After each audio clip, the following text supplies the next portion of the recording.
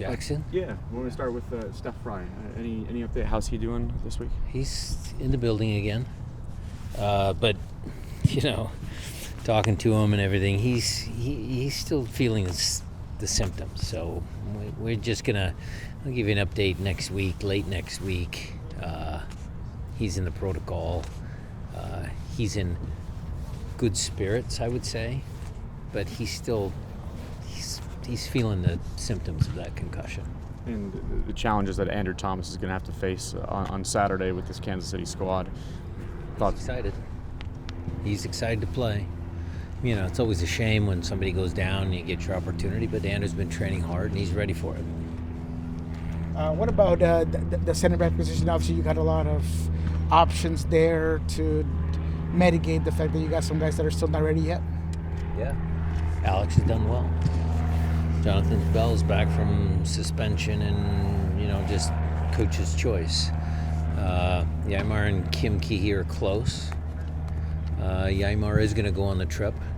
I'll give you that nugget. So that's positive news for us. And we'll see if we can't get a result on the road. Coach, in relation to Paulo, has he been operated yet? And will he have a chance to finish his recovery at the club? Yes, he will finish. He will definitely finish his recovery at the club. He has not had surgery. I know he's been in discussions with the surgeon that did his previous ACL, and I believe that's the direction that they're going to go with Mandelbaum. But I don't think the date has actually been scheduled. But he's here in the building as well, preparing, because there is some preparation work that makes the recovery coming out the other side a little bit easier and better. When you're balancing Alex's play and John Bell's play, it seems like one of the considerations is Jackson on the left, because it allows you to have him be in the middle of that three. What do you like, or I guess how do you balance the offensive build-out aspect of it and maybe the more defensive solidity that presumably I would John correct you in a little bit, Jeremiah, and say the defensive, conservative, prototypical two center backs. I mean, Alex is not a center back by trade, but he played that position against two good teams, and he didn't look that out of place. I mean, you tell me one glaring incident where he looked out of place. Exactly. So there's some nuances to the position.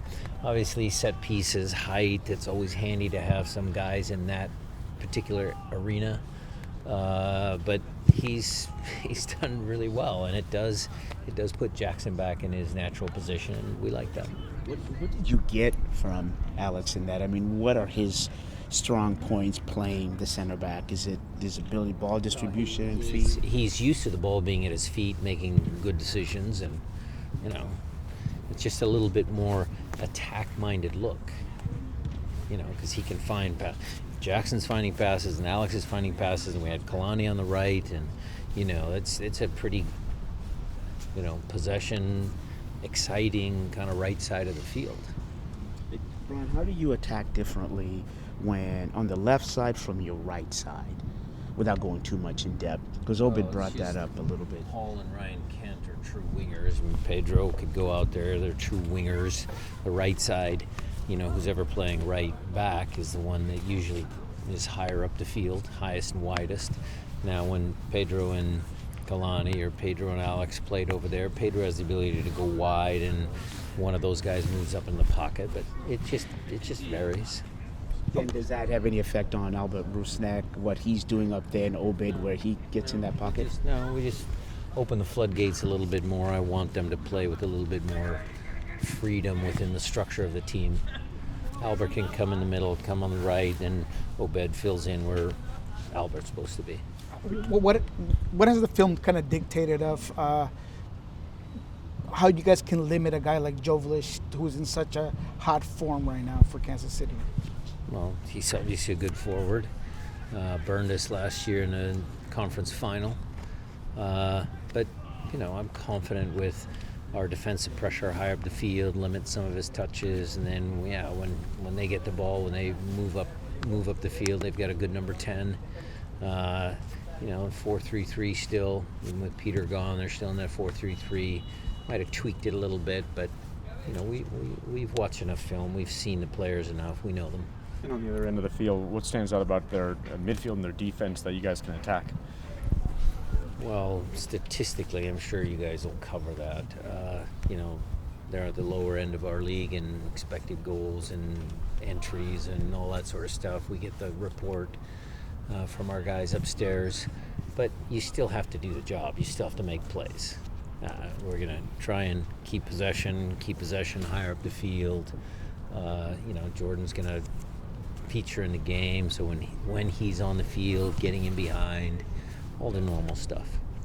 They've won 2 games this year. One where they might be the only team in all the big leagues in the world to have won a game without taking a single shot. And they also had a game where their XG the XG difference was the biggest for a losing team in the history of MLS. What did they do that allows them to sort of like get these results when it seems like they have no business getting them? Well, that just shows that the team hasn't given up. Even in the depth of a longer season, a frustrating season, you always measure, players, certainly based on performance, but also effort. It's one of the calling cards of this club. We never give up. We don't quit. Even when it seems like the odds are stacked against you, there's a personal pride that takes over. And, even if you're not going to win that particular game, or you're not going to, get a result, you still can send a message so that the next time you play against that team or that player you happen to be lined up against, you can, hopefully get a better outcome the next time you play them. So, that's just, that personal pride. They don't quit.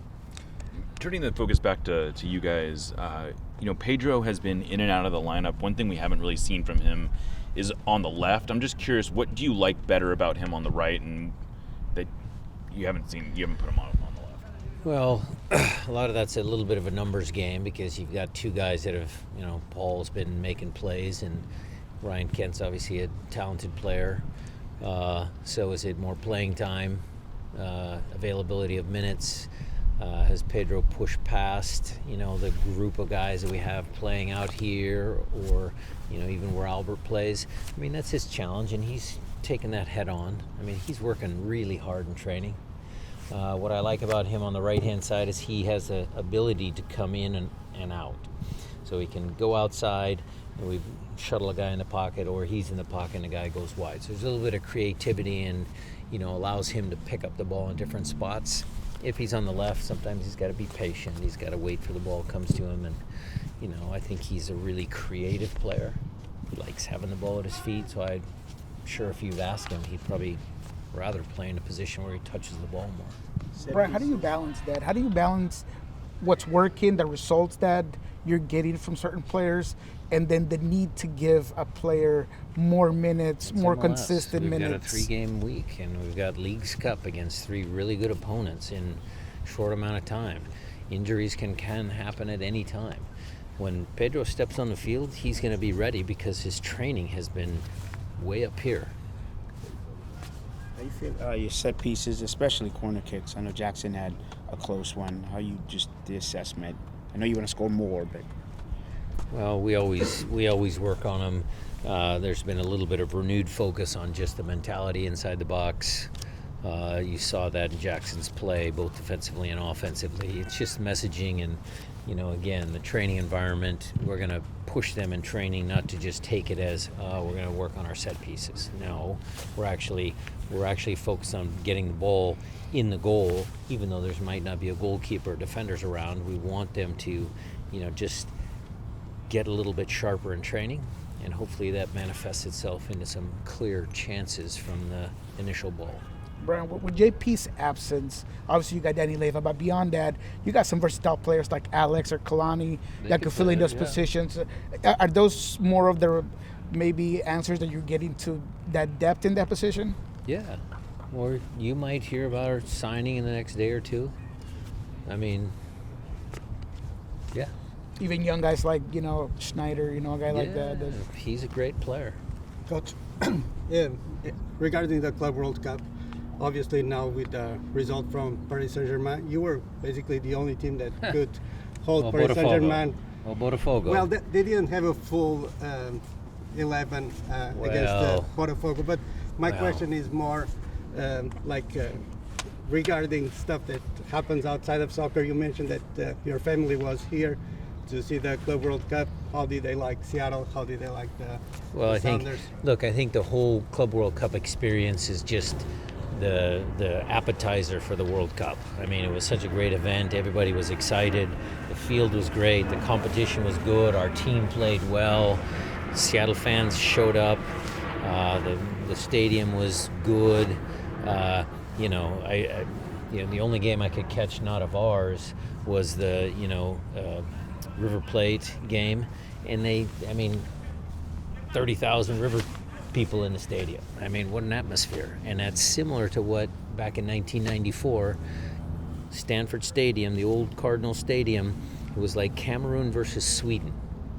And the colors, blue and gold, and the Cameroonians and everybody coming together. That's what the World Cup's all about, bringing people together. And that's what this club does very well. We bring people together. So it's going to be a great event, the World Cup. And, the Club World Cup has many fond memories. Brian, 3 keys to a Sounder victory. Clean sheet, score a goal, and then happy on the way back. Right, you talked about the things that are beyond the game recently. We just heard some news, there's a statement through Atlanta about Garth Lagerwey. How are you in the situation? Well, look, I just found out about it, and it's taken me a little bit of time to process. You never want to hear about a colleague that you've worked with closely for many years get diagnosed with, and I don't know the form of cancer. It's their business to, put out information. But any type of cancer, any affliction, anything like that of someone that you work closely with, certainly my heart goes out to him. We wish him a speedy recovery, or perhaps better, a full recovery is probably the way I say that. Because Garth's a good guy, and he's had a lot of success in this league, and we're just keeping our fingers crossed that he can recover. Coach. Good. Thanks, guys. Thanks, everybody.